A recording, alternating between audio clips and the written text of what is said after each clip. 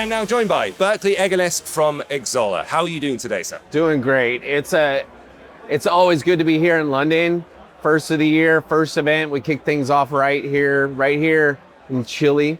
We're okay. We're avoiding the rain right now, so we're in a good spot. Yeah, this is what classifies as good weather for January in London. Absolutely. So you picked a good spot. You can probably you can literally see in the background of the shot your booth, which is one of the more impressive ones thrown up here today, complete with new colors, new brandings. This feels like a new chapter for Xsolla. What's going on with the company at the minute? It is. It's a new brand that we launched in December around in LA around the Game Awards time. So it's about building and being forward future thinking and building all the things for the video game industry to launch, grow, and win. So what does that mean? We're no longer, we've never just been a payments company, but it's there's so many components, there's so many tools, there's so many systems that are built around the industry to make games successful. It's really about building an ecosystem, about building and bringing everybody together in a collaborative world, but using the tools, the systems, the services that we offer to help games out. Because no game is the same. Everybody has unique issues, unique challenges, unique opportunities, whether it's monetization, reaching a new geography, or they want to, take their mobile game and monetize it online through a web shop. How do you go do about that? And there's multiple components that go into that. And it's really creating all those opportunities and making them available for everyone to go and enjoy and to have access to build a successful video game business. And you can't do that with just one service.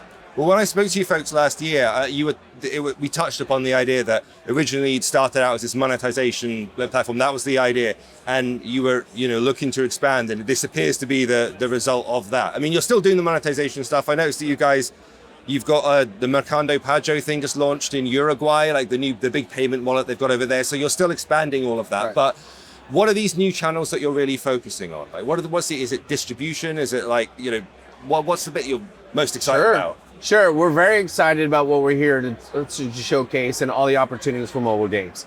The litigation and regulation has completely changed everything since we were here last year. Yeah. So what is changing in the United States has kind of been the Kickstarter to bring that walled garden down.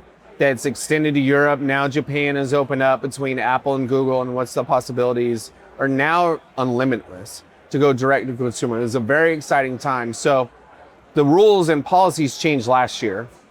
Now, how do you implement that, and how do you expand and build all the things on top of that to make what's possible a reality?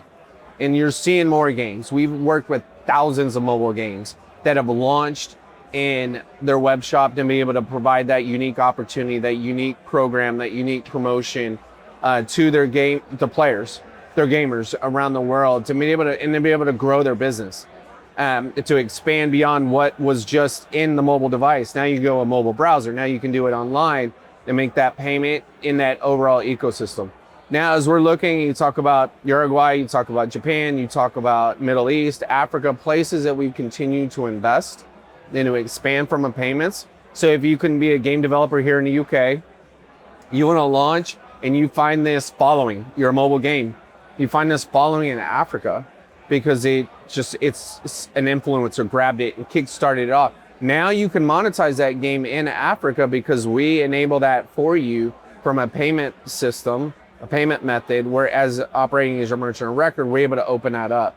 We are going to continue to invest in local geographies to be hyper localized, to be able to provide that opportunity for game developers, no matter where they're located, from a development to be able to reach players around the world. Well, the direct-to-consumer thing, which I've been talking to a lot of people about, it does seem to, in addition to the benefits of financially, for being able to cut out the kind of middleman, there's also this community aspect that seems to sit where it allows people to congregate in a place that is not only just, it's a shop, sure, like an app store is, but also it can be tied much more easily to forums, to chat rooms, to places where people can gather, and then that can potentially lead to retention and 100%. That sort of thing. Do you see that happening in your experience? Oh, no doubt. It's all about building that community around your game, and it's more than just, all right, you got it, we captured and we're playing, move on.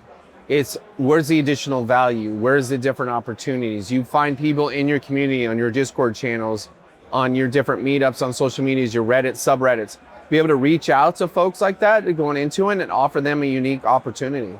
Like, hey, you're my top 50 players that are engaged in our Discord channel. Could you offer them up a unique code, unique opportunity to go engage? Come in, you get for this week only a FOMO offer. But doing it, being part of the community, was being able to provide, then they're able to go into the game, level up their experience. Then everybody else is like, whoa, whoa, whoa, where'd that shield come from? How did you get all those gems all of a sudden? Because, I was playing with you last week and you didn't have all that. So it's like, oh, I'm part of the Discord community. So you build that community aspect up and what's going on. So we're seeing the monetization opportunities coming out of the Discords, the Reddits, the different communities, YouTube channels, influencers, that are being able to they're picking up the game and playing it with it. And it's not just the traditional put a referral code out there. Build an engagement experience within that overall ecosystem for your game. You can monetize from any different direction. The social media channels, the Discords, the communities, what's going on, and then do it online and bring that experience into it, and then keep more of the revenue. And a big part of what you do obviously has historically been about monetization, but it's compliance. It's basically the idea is that you'll take care of it so the developer doesn't have to worry about it. And in a landscape that changes as fast as it does, like you say, the regulations have changed over here, it's handy to have someone in that corner. There will also likely be changes again this year. Like I can see Apple already working out how they can try and push back against this. So that's going to require a different kind of rollout of strategy, I suppose. How can people anticipate these kinds of changes? What should people be doing to prepare against this stuff to make sure that they not only are compliant, but remain compliant? Remain in compliance. Work with us. Short answer. We have a slew of teams, number of people that are doing this every morning. We all wake up, you open up your phone in the latest news and you look at it with one eye because there's stuff's changing all the time. It could be policy, it could be taxation, it could be different things. As a game developer, you don't have the time and the resources to go do that. That's what we handle.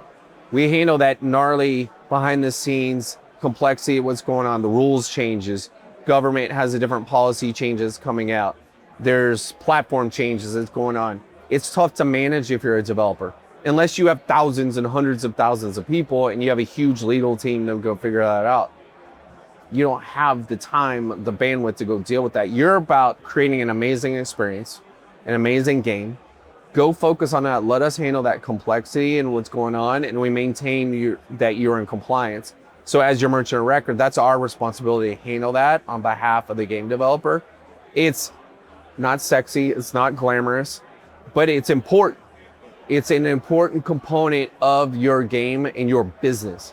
We're not creating hobbies anymore. We're creating businesses and helping them to be successful by providing all those things that are possible, make that possible to be successful. And when you're talking to developers and they're working with you and asking for your assistance and services, what's the biggest point of friction that they report? What's the thing that, in the year 2026, what are people struggling with the most if you're a developer trying to make a game work and it's UA or it's retention or it's legal compliance with monetization laws and tax? And what's the biggest kind of sticking point for most people? I think the sticking point is when. It's not necessarily, they figured out the how and the why and all this stuff is when. Now. Don't wait. There's a lot of people that have been kind of gun shy or nervous and hey, am I going to get kicked off here? Am I going to get banned here? What's the situation? It was start small, try it, go to a couple different geographies, launch the web shop in Europe and do it in South America and do it in North America. Okay, try it. Now you learn some lessons going into it. Take it to Southeast Asia, an example. Take it to Africa. Take it to the Middle East. Go try different things. Start early. Execute often. Learn. Double down when you're successful, pull back when we're hey, that didn't really work out. But rely on a partner like us that has the reach, has the history, has the experience that goes into it. We're not a fly-by-night company. We've been around for 20 years. That's part why we did the rebrand.